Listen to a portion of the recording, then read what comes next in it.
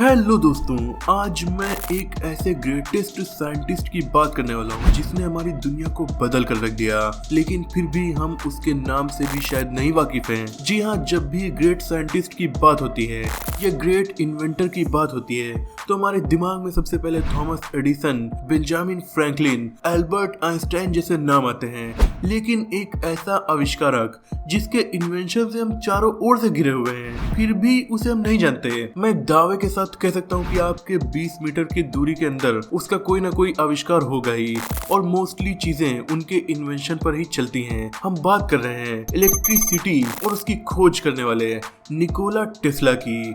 जी हाँ, इतना बड़ा आविष्कार करने के बाद भी ये जिंदगी भर अकेले और अनपॉपुलर रहे। आपको जानकर हैरानी होगी कि जब इनकी मौत हुई तो इनके पास फूटी कौड़ी भी नहीं थी। लेकिन क्यों, आखिर क्यों दुनिया ने इतने बड़े वैज्ञानिक को भुला दिया? आज हम इन सभी बातों का पता लगाने वाले हैं, इसीलिए वीडियो में लास्ट तक बने रहिएगा।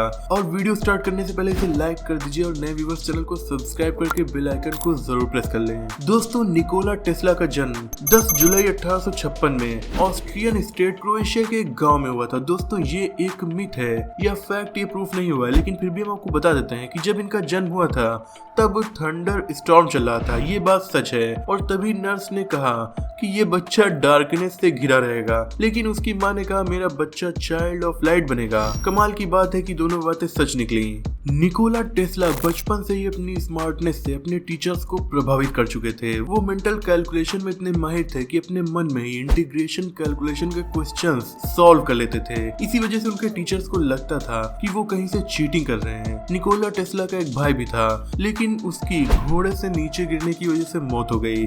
इसके बाद निकोला टेस्ला को अजीब सपने आने लगे और कई बार सपनों में ही अलग अलग कलर्स की लाइट उन्हें दिखती।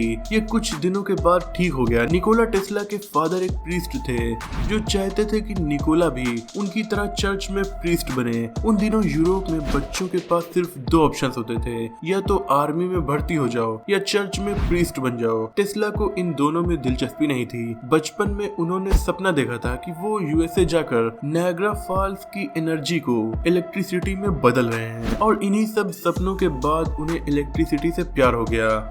इन्होंने अपने फादर से बहुत जिद की, लेकिन उनके फादर नहीं माने। फिर एक बार निकोला बहुत गंभीर बीमारी से ग्रस्त हो गए और ऑलमोस्ट मरने की कगार पर पहुंच गए। तभी इनके फादर ने कहा कि अगर तुम इस बीमारी से सरवाइव कर लोगे तो जो चाहते हो वो कर सकते हो। चमत्कारी रूप से निकोला टेस्ला बच गए। फिर इनके फादर ने ऑस्ट्रिया के सबसे बेहतरीन टेक्निकल इंस्टीट्यूट में उन्हें एडमिशन दिलाया। यहाँ पर उन्होंने इलेक्ट्रिसिटी के बारे में कई सारी अनोखी बातें जानी। आज इलेक्ट्रिसिटी जितनी सिंपल लगती है तब उतनी नहीं थी। इलेक्ट्रिसिटी तब काफी मिस्ट्री से भरी हुई थी। उन्होंने माइकल फेराडे के प्रिंसिपल को इम्प्रूव किया और अपने टीचर से अल्टरनेट करंट यूज करने की बात की, जो आज हम सब यूज करते हैं। लेकिन टीचर्स ने निकोला की बेइज्जती की और उनका मजाक उड़ाया। साल 1880 में निकोला टेस्ला को सेंट्रल टेलीग्राफ ऑफिस बुडापेस्ट में एक जॉब मिल गई। उधर अमेरिका में लाइट बल्ब का आविष्कार हो चुका था और थॉमस एडिसन डायरेक्ट करंट के डिजाइन को लेकर अमेरिका में इंडस्ट्रियल रिवॉल्यूशन लाना चाहते थे। न्यूयॉर्क में पहला डायरेक्ट करंट पर based power station Thomas Edison लगा चुके थे। दुनिया के लिए इलेक्ट्रिसिटी उस वक्त जादू की तरह रहस्यमयी थी।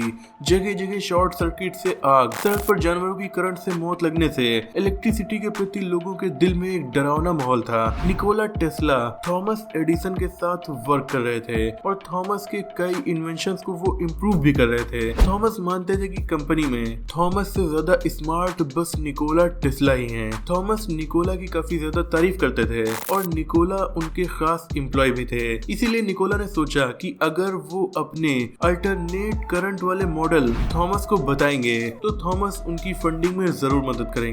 निकोला टेस्ला थॉमस एडिसन से अपनी अल्टरनेट करंट की डिजाइन को डिस्कस करने के लिए काफी ज्यादा एक्साइटेड थे। लेकिन दोस्तों, फिर सारी बात पर पानी फिर गया, क्योंकि निकोला टेस्ला को थॉमस ने बिल्कुल भी सपोर्ट नहीं किया। थॉमस एडिसन ने कहा कि ये आइडिया बहुत ज्यादा बेकार और यूजलेस है। लोग एसी करंट क्यों यूज करेंगे जब उनके पास डीसी करंट है? थॉमस ने ये इसलिए कहा क्योंकि उनको डर था कहीं निकोला टेस्ला की वजह से उनका बिजनेस ठप ना हो जाए, क्योंकि थॉमस के कई सारे इन्वेंशन डीसी करंट पर पर ही चलते थे और थॉमस ये भी जान चुके थे कि एसी करंट अगर बना तो वो डीसी से ज्यादा अच्छा होगा, क्योंकि डीसी सिस्टम जो उन्होंने डिजाइन किया था वो बल्ब जलाने और मोटर चलाने के लिए तो सही था, लेकिन लंबी दूरी पर पावर ट्रांसमिशन डीसी करंट नहीं कर पा रहे थे। फिर थॉमस ने सोचा कि क्यों ना इसका हल ढूंढने के लिए निकोला टेस्ला को ही काम दे दिया जाए। डीसी डिजाइन में सुधार करने के लिए निकोला टेस्ला को उन्होंने काम पर रख लिया। उनके सफल होने पर $50,000 इनाम में देने का वादा भी किया। एडिसन की डीसी की डिजाइन पर काम करना शुरू कर दिया। यकीन करना मुश्किल है, लेकिन निकोला टेस्ला सुबह 10:30 बजे काम करना शुरू करते थे और अगले दिन सुबह 5 बजे तक काम करते थे, यानी 24 घंटों में लगभग 16 घंटे तक वो एडिसन के डीसी प्रोजेक्ट में काम कर रहे थे। जब निकोला टेस्ला ने अपने इस काम को पूरा किया और थॉमस एडिसन के पास गए तो एडिसन को बहुत ज्यादा आश्चर्य हुआ कि निकोला टेस्ला ने इतनी बड़ी प्रॉब्लम इतनी आसानी से सॉल्व कर दी थी, लेकिन फिर भी थॉमस एडिसन ने निकोला टेस्ला को किया हुआ वादा पूरा नहीं किया और उन्हें पेमेंट तक नहीं दी। निकोला को कुछ डॉलर्स पकड़ा दिए। इससे वो काफी ज्यादा नाराज थे, लेकिन उनके बीच कोई ओरिजिनल कॉन्ट्रैक्ट साइन नहीं हुआ था, इसी वजह से वो कंप्लेन भी नहीं कर सकते थे। अब टेस्ला अपने अल्टरनेटिव करंट के डिजाइन पर काम करने लगे। उन्होंने एक ग्रुप ऑफ इन्वेस्टर के साथ मिलकर लिबर्टी स्टेट में अपनी लेबोरेटरी खोली। अगले 7 साल वो अपने एसी मोटर के सपने को पूरा करने में लगे रहे।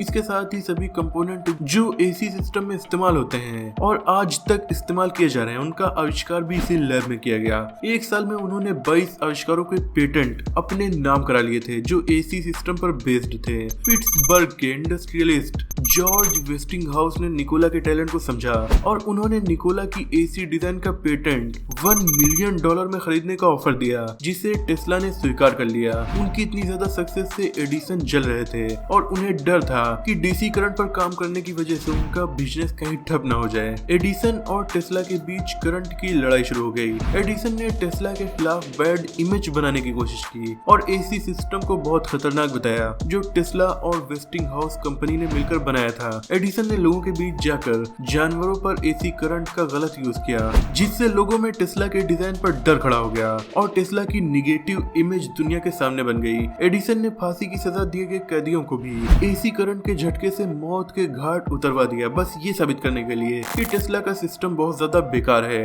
इस इंसिडेंट में कई जानवर भी मारे गए। थॉमस एडिसन के कई ट्रिक्स के बावजूद टेस्ला और वेस्टिंगहाउस कंपनी ने अपना काम जारी रखा और बचपन में देखे गए सपने को 1896 में टेस्ला ने पूरा कर लिया।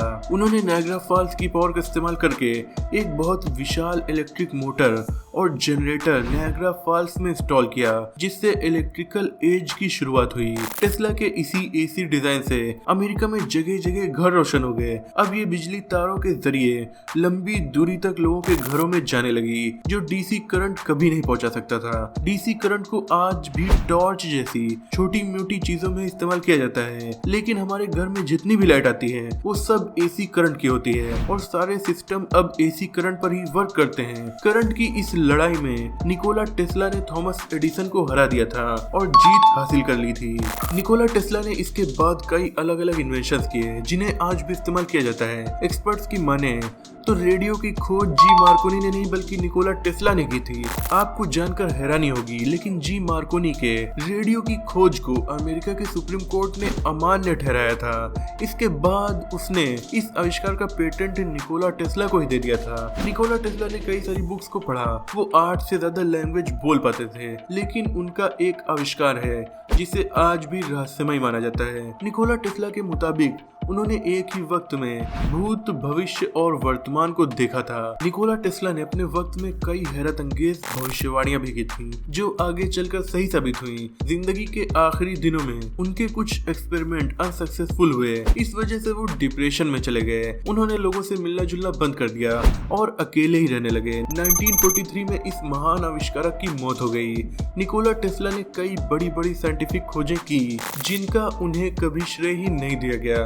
इतना कुछ करने के बावजूद इस महान साइंटिस्ट की जिंदगी काफी गरीबी में गुजरी। 1943 में इनकी मौत हुई थी। उससे पहले ही ये वायरलेस नेटवर्क लगाने की सोच रहे थे। इसी से आप सोच सकते हैं कि ये कितनी दूर की सोचते थे, क्योंकि वायरलेस फोन्स आज से लगभग 10-15 साल से हम लोग यूज कर रहे हैं। और निकोला टेस्ला 1943 से पहले इन सब चीजों के बारे में सोचते रहते थे, लेकिन इन्वेस्टर्स को डर था कि उनका ये आइडिया कहीं फ्लॉप ना हो जाए। इसी वजह से इस पर किसी ने इन्वेस्ट ही नहीं किया और इसी वजह से निकोला टेस्ला फाइनेंशियल क्राइसिस में आ गए। और जब उनकी मौत हुई तो उनके पास टूटी कौड़ी भी नहीं बची थी। वो एक न्यूयॉर्क के होटल में रहते थे। होटल निकोला टेस्ला की काम से काफी प्रभावित एक इंसान का था। इसी वजह से वो टेस्ला से एक भी रुपए नहीं लेता था। इतना बड़ा साइंटिस्ट होने के बावजूद उन्होंने अपनी जिंदगी गरीबी में और काफी परेशानी में लोगों की आलोचनाओं के बीच गुजारी। इनके इन्वेंशंस को बहुत सारे लोगों ने चुराया भी और थॉमस एडिसन के आधे से ज्यादा इन्वेंशन भी निकोला टेस्ला के ही थे। अगर वो सबको पेटेंट करवाते तो बहुत ज्यादा अमीर भी बन सकते थे, लेकिन उन्होंने अपनी जिंदगी पैसों के लिए नहीं बल्कि साइंस के लिए जी थी। इसीलिए उन्होंने कभी शादी भी नहीं की। उनके मरने के बाद कई रहस्यमयी फाइल मिली। निकोला टेस्ला के पास कई अजीब मशीन्स की डिजाइन थी। इनके सीक्रेट इन्वेंशंस में 50 से ज्यादा इन्वेंशंस के ब्लूप्रिंट चोरी हो गए और इनके कई ब्लूप्रिंट्स को नष्ट करवा दिया गया ताकि उन पर कभी भी काम ना किया जा सके। बहुत से लोगों का मानना है कि इन्होंने वायरलेस इलेक्ट्रिसिटी ट्रांसमिशन के तरीके को ढूंढ लिया था, यानी कि ऐसा तरीका जिससे हमें इलेक्ट्रिसिटी यूज करने के लिए तारों का यूज ही ना करना पड़ता। जैसे हम लोग स्मार्टफोन्स का यूज करते हैं, उसी तरह इलेक्ट्रिसिटी को एक से दूसरी जगह भेजने के लिए वायर्स की जरूरत न पड़ती। लेकिन उनके इस इन्वेंशन की वजह से पहले से ही काफी ज्यादा करोड़पति थॉमस एडिसन को बहुत ज्यादा नुकसान होता, क्योंकि वायर्स को बेच कर और वायर्स वाले प्रोडक्ट को बेच कर लोग काफी ज्यादा अमीर हो चुके थे। और ये तो आप जानते ही हैं कि बहुत बड़े बिजनेसमैन का सरकार में भी दखल होता है। इसीलिए निकोला टेस्ला के बहुत सारे आविष्कारों को नष्ट करवा दिया गया ताकि उनके बिजनेस ठप न हो जाए। निकोला टेस्ला इतने महान वैज्ञानिक थे कि इसका अंदाजा हम इस बात से लगा सकते हैं कि जब एल्बर्ट आइंस्टाइन से पूछा गया कि आप दुनिया के सबसे जीनियस इंसान हैं, कैसा होता है दुनिया के सबसे जीनियस इंसान होना, तो इस पर एल्बर्ट आइंस्टाइन ने जवाब दिया कि ये सवाल आप मुझसे नहीं निकोला टेस्ला से जाकर पूछिए। भले ही उनके वक्त के लोगों ने उनकी कदर नहीं की, लेकिन निकोला टेस्ला की आज टेक्नोलॉजी और साइंस से जुड़े लोग बहुत ज्यादा कदर और रिस्पेक्ट करते हैं। इसीलिए दुनिया की सबसे फ्यूचरिस्टिक कार कंपनी का नाम भी इनके नाम पर टेस्ला रखा गया। दोस्तों, आपका निकोला टेस्ला के बारे में क्या कहना है? कमेंट में जरूर बताइएगा। आज की वीडियो में इतना ही। ऐसी वीडियोस के लिए हमारे साथ जुड़े रहिए।